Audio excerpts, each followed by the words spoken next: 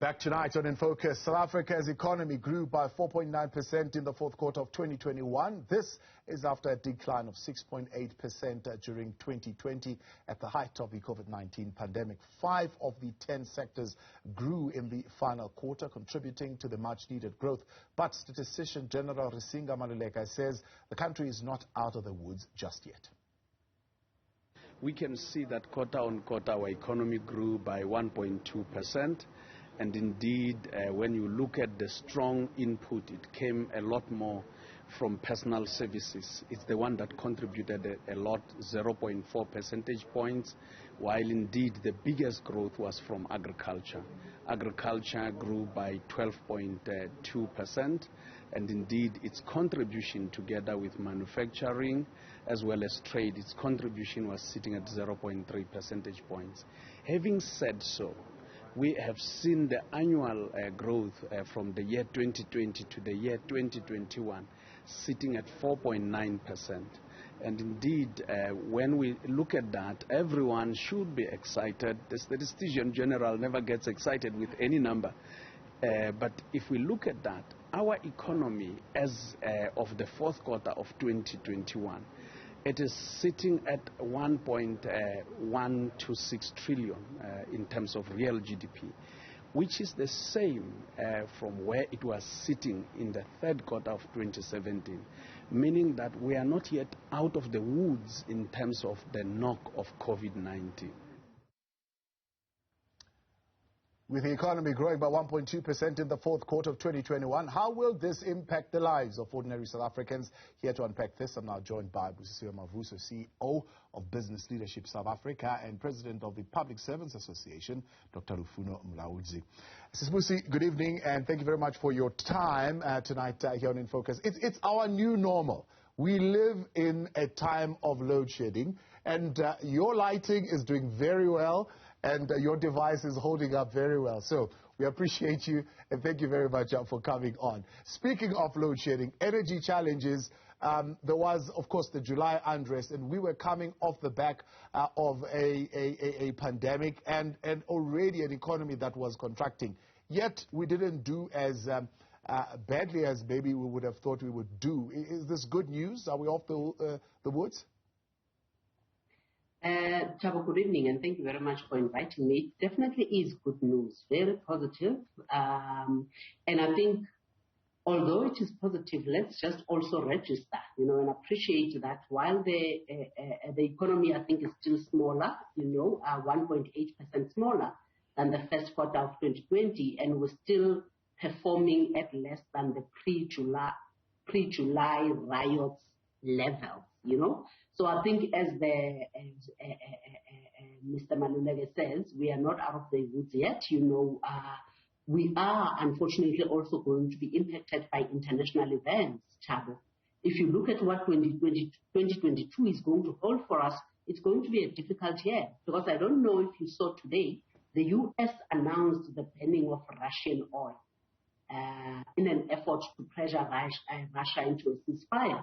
And the impact of that, the immediate effect of that, was that we saw the Brent oil surging to more than 132 US dollars, in anticipation of the reduced supply. Now, what that means is that oil prices the world over are going to go up. We are already in our environment talking about a 3 rands petrol increase next month. Now, when petrol increases, Chabo, then all transport costs, are actually going to increase. And remember, we're sitting in a supply chain, that requires this very same fuel to be able to supply the goods and services. So if transport costs are going to go up, so you and I can therefore expect that the price of goods are going to go up. So the cost of living, the inflation is therefore going to go up. I worry about the impact of that, because I look at it and I say, what does it mean? What does it impact? It impacts absolutely everything. It impacts businesses, because labor is going to start demanding higher cost of living adjustment increases, from employers. Employers are going to be pushed into a corner, and they might have to lay off more people in an environment where we're sitting with 45.6% unemployment in terms of the expanded definition, with more people that are unemployed than those that are employed in all the provinces except Gauteng in the Western Cape. Thabo, lastly, I also worry that the impact of it on the fiscus is going to be dire. I worry that we are going to see an uprising of people saying the unemployment grant of 350 rand is not enough, because the basket of goods that we could afford 2 months ago with the 350 rand is going to reduce, in the next few months. So government might actually be pushed into a corner to fork out more in the form of social grants. And we know that this is in an environment where our fiscus is very tight and we don't have that money to spend. So the impact, are more than what we can probably maybe imagine, while we have... I'm going to come back to you on that, the impact on the food basket inflation. Some here are estimating that would go all the way up above 6%, but you'll tell us a little bit more why that would be so. Dr. Mulaudz, let's bring you in here. As public servants, you hear 1.2% GDP growth. Is that your cue to ask for an increase in salaries? Thabo and the viewers of Newzroom Africa.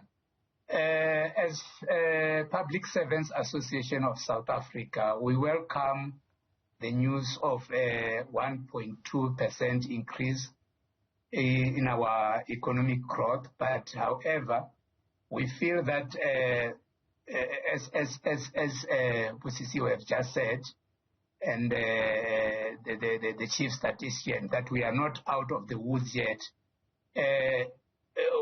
We feel that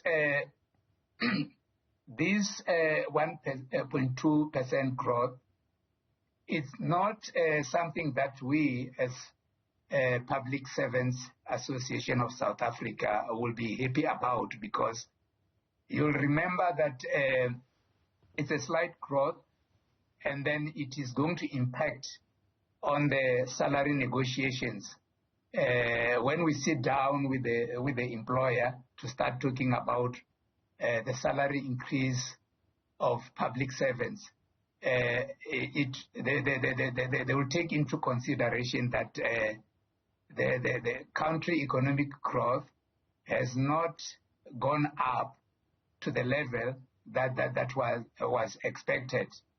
And then another thing, the fact that the Russian-Ukraine war is also impacting on the prices of oil, which is going to make sure that the prices of transport will skyrocket high, because when petrol increase, then the prices will go high, and then it's going to hit hard our members in their pockets, because if their salaries are not increasing and the economic situation in the country is not conducive to allow for the employer and labor to negotiate for salary increase in a situation that really allows sort of above inflation increase for public servants. Yeah. So it's going to be difficult for us as labor, because this is a slight increase. Yeah, indeed. So suppose a fifth consecutive year of decline in an industry as critical as construction, right? If we are not building, right, many are looking at it and saying, well, it's either it means that, for example, companies are not expanding, so therefore we are not building new infrastructure. And by the time we decide that we want to expand, we're going to find ourselves with a completely decimated construction sector. There will be no one to build anything in this country. Is there anything we can do about that? Is that question directed to me? Or no, it's for Busisiwe there, yeah. Oh, okay. Oh, okay. I was actually just going to ask the same question, Karabo, if it's directed to me or to you. You know, it is a serious problem, Thabo, because then look at what is happening in Alexander, for instance, you know, the Operation Dudula, whatever the case is, you know, and because of the decimation, actually you're talking about the construction industry is going to be decimated. The construction industry is decimated as we speak. You know, if you speak about the big five that were there, Thabo, 5 years ago, they are not there anymore. your Group 5, all those big companies, a lot of them have actually had to go into business rescue, which puts us as a country in a very difficult situation. I don't know if you saw, for instance, Thabo, that with the auctioning of the spectrum today, it is the tier 2 of the spectrum. Telkom and Rain, have actually won, they've been the winning bidders. They are going to pay about 2.6 billion rands for the spectrum, which is very positive news. We are, I think, on Thursday or whatever the case is, we are going to see the first tier of the auctioning of the spectrum, which is probably going to be about 8 billion rands into the fiscus. Now, that is money coming into the fiscus. This is precisely why we've been calling for these critical structural reforms and the acceleration thereof. But what comes after this time is that these companies that have just now won the bids are going to have to spend money to construct 5G infrastructure. So the positive issue is that there is going to be infrastructure investment that is going to come through, because all these companies that are going to win the spectrum auctions are actually going to have to construct 5G infrastructure. The problem, that we're going to find ourselves in is precisely what you're articulating. With the construction industry decimated, who is actually going to be in a position to actually, assist, with the construction of these, whatever it is that these people actually need to construct for 5G. Now, you are going to find yourself in a situation where you have to import some of the skills to be able to do the construction, and we're sitting with an operation to do that because, people are saying you cannot continue hiring foreign nationals when the poverty and the inequality and the unemployment is so high in the country. And the retort from your Telkom, Vodacom, and MTN are actually going to be saying, but the skills that we require to be able to construct, the infrastructure that we need, doesn't reside in the country. So it really becomes a catch-22 situation to say, how do we navigate it? You and I know, that if you go to the KZN, it's actually everywhere, it's not just in the KZN. You've got these RET elements or whatever names they call themselves, where they say construction is not going to happen if we don't get a percentage of this construction. So you can see the compounding issues and problems that we're actually going to be facing as a country, in the near future. So if I were to actually look into a crystal ball to say, what does 2022 hold for South Africa? I'm not a conspiracy theorist, Thabo, but, it's very bleak from where we are sitting. Back tonight on In Focus, Newzroom Afrika, Channel 405. Thanks for staying on. The conversation tonight with Business Leadership South Africa CEO Busisiwe Mavuso and Public Servants Association President Dr. Lufuno Mulaudz. Dr. Mulaudz, the economy, yes, grew 1.2%, but Statistician General saying it's still 1.8% smaller than before COVID-19. Are you optimistic around the practicality of how you're going to go in and be given the kind of attention that you would like? I mean, already the courts dealt the public servants a blow in as far as the increases that were negotiated. I think it was the 2018-2019 year, saying, well, those were illegal to start with. And I hear some public servants saying, well, going in now, for a lack of a better word, is going to be a robust engagement. Are you optimistic, for example, for South African police service employees, Home Affairs employees, Health Department employees to get at least a living wage of some sort? As PSA, we are very optimistic that with this slight growth, it can help to capacitate the police service, Home Affairs, the health service. It can also help to increase a little bit in the purse of the public servants. So we know that at the moment, our country has not recovered from the world economic crisis. But we are very hopeful as PSA that with this slight growth, at least when we go to the bargaining council, engaging with the employer, they will be able to cater for those services that you have just mentioned, because those people are the people who are, if you look at nurses, they are in the forefront. So are the police. Those are the people that I think they need to be taken care of, and those who are working abnormal hours at Home Affairs. So we are very confident as PSA, and then it will depend on the commitment of the government. Yeah. How do you see if the government is not committed, yeah, then we cannot get to where we want us to get to. How do you see government balancing this act and working out the fact that we, for example, need to fix rail, right? It's no use saying a business must hire, people must invest, and then they grow their businesses, and then there is no rail where the trains are going to go and transport the goods. Or, for example, there is no electricity. Electricity keeps tripping, right? So how do you balance what has been said, that we consume a lot of our budget instead of putting it into things that would help us grow this economy? How does the government balance that? Comrade Tabo, I think Busisiwe might be in the right position to respond to that, because I'm asking in relation to balancing it with public servants going in and saying, well, pay us more at this particular point. Oh, okay. No. The issue, what we need to address here, Comrade Tabo, hence I talk of commitment from the government.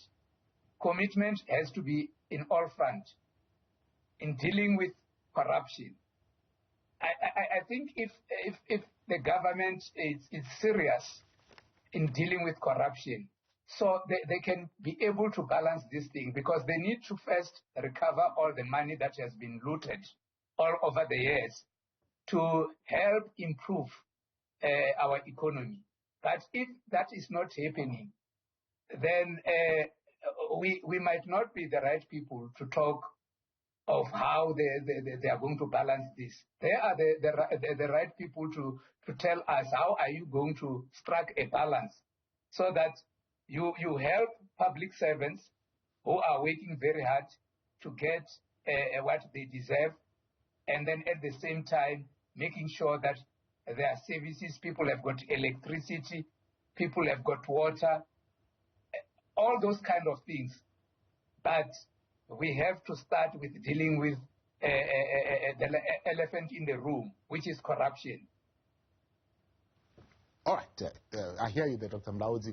Let's deal with corruption, Ms. Busi. I mean, I'm sure there are mining companies today who are saying, actually, we could have done 30% more, but we are just being stifled by the fact that, for example, we can't get our goods to the ports, or we can't get our goods to where they need to be, and the government would have collected actually more tax, 100 million more into the coffers. But you are just not helping us here in as far as infrastructure is concerned. How do you navigate that?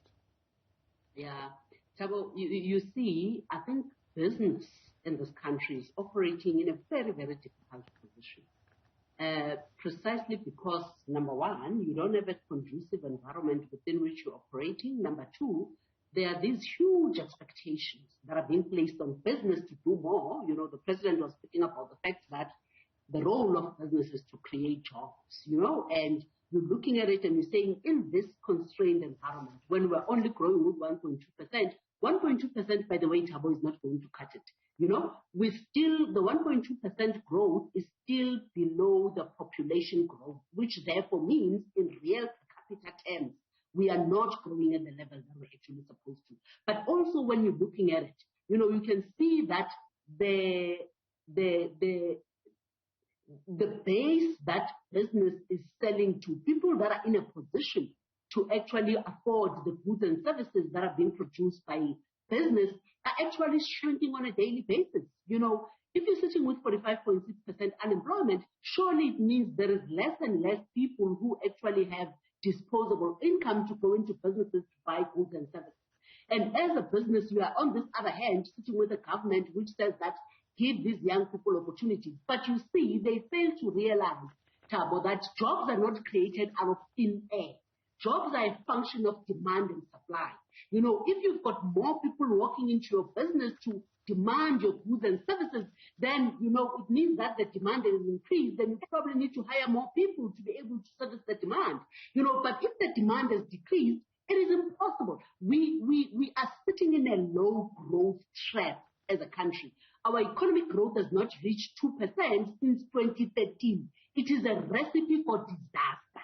So we therefore cannot even begin to talk about higher wage increases, as Lufuno Mulaudz is actually saying. You know, it will be impossible, you know, for labor at this juncture to think that business or government can actually afford to pay higher wage increases. They can't even afford to pay, you know, inflation-related increases, you know. And I think labor is therefore going to have to look at what are they going to bring to the table. You know, the president during the SONA address, Thabo, spoke about, you know, a recommitment and of all the social partners, you know, a new social compact.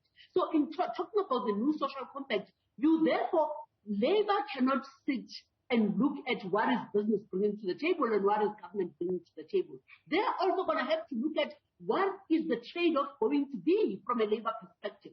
So it's impossible that you're going to continue to demand 7% increases in an economy that grows at 1.2%. You know, it's unheard of. You know, on the other side, business increases, business wage increases have been zero, or they've actually been just at below inflation, or just, you know, at inflation level. So, you know, there's therefore going to have to be this balancing act that you're talking about, because also you're talking about the issue of network industries. Thabo, businesses operating in this country at the moment, those that have to import and export goods, they will tell you that they actually have to bypass the Durban port to go and land at the Mozambique port. And remember what that means to the cost of doing business. And you therefore have to go and get your consignment from Mozambique and bring it all the way back to South Africa. So in terms of the business case for investment, you know, or for businesses to stay in this country, that case is getting weaker and weaker every day. That is why businesses are looking at it and they're saying, if South Africa is not going to get their house in order, then they are not the only gateway to the African continent. Let's go to Ghana. Let's go to Kenya. Let's go to Egypt. Let's go to Nigeria. Let's go to other economies that are serious about actually making their environments conducive for business to operate within. And I think the issue of labor is another elephant in the room, because labor is also another huge disincentive, you know, because then you're sitting with this labor, and when you look at the productivity levels, Thabo, look at the stats, look at the research, you will see that South African productivity levels are the lowest in the world, are one of the lowest in the world, and yet, you know, what happens on the wage increases perspective is not commensurate with the productivity that we're getting. So I think we're really going to have a different conversation, you know, if we're serious about the social compacting and if we're serious about the economic recovery agenda that we've been talking about for the past few years as a country. President Mulaudz, what are you bringing to the table of the new social compact as Labour?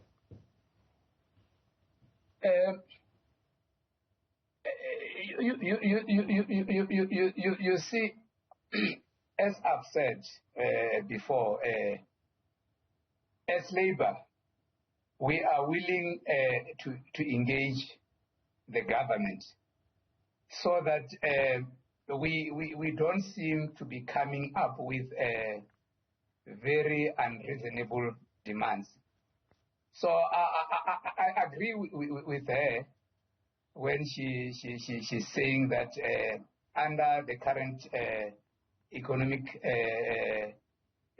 situation, it's very difficult to have higher wage increase. And as Labour, we are not demanding higher wage increase. You'll remember over the last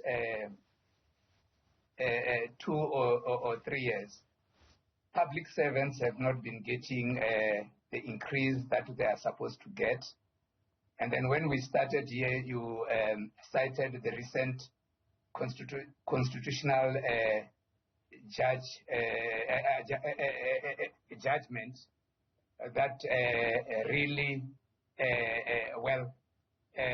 address the issue of the economic crisis in the country and all these things, and then it deprives public servants of what they were supposed to get. So we are trying to negotiate in good faith. Yeah. That's what I can say. All right. No, absolutely. Much appreciated. Dr. Mulaudz, thanks for coming on. Sis Busi, thank you very much for coming on tonight here on In Focus.